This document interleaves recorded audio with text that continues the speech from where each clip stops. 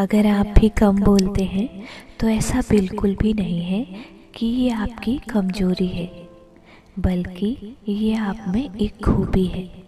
तो दोस्तों, किसी महान इंसान ने कहा है कि एक बुद्धिमान और समझदार व्यक्ति तभी बोलता है जब उसके पास कुछ बोलने के लिए होता है।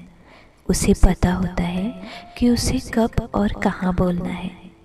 इसीलिए बोलने और बोलने का भी फर्क होता है, क्योंकि कम बोलने का मतलब कम सोचना नहीं होता।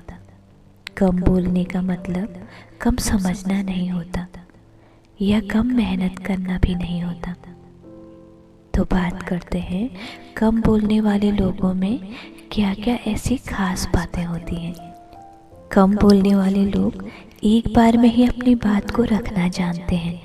ये लोग बहुत ही आसान और कम से कम शब्दों में सामने वाले को अपनी बात समझा देते हैं। एक लाइन में अपनी बात को रखने का हुनर सिर्फ कम बोलने वाले लोगों में ही होता है। ये लोग किसी भी ऐसी जगह नहीं रहते जहाँ बकवास की बातें चल रही हो।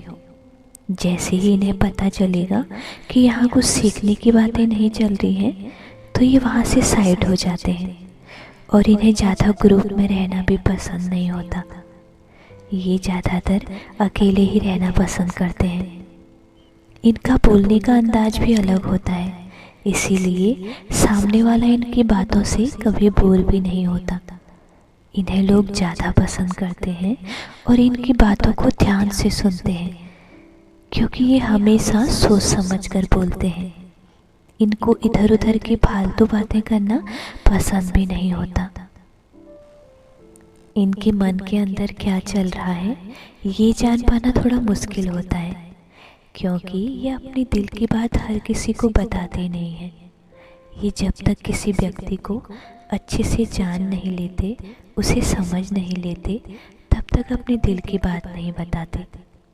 कम बोलने वाले लोग अपना वक्त अपने साथ ही बिताते हैं। ये अकेलेपन को ही बदल देते हैं, यानी अकेले रहकर जीवन जीने की कला, अकेले रहकर सफल होने की कला, अकेले रहकर मजबूत होने की कला।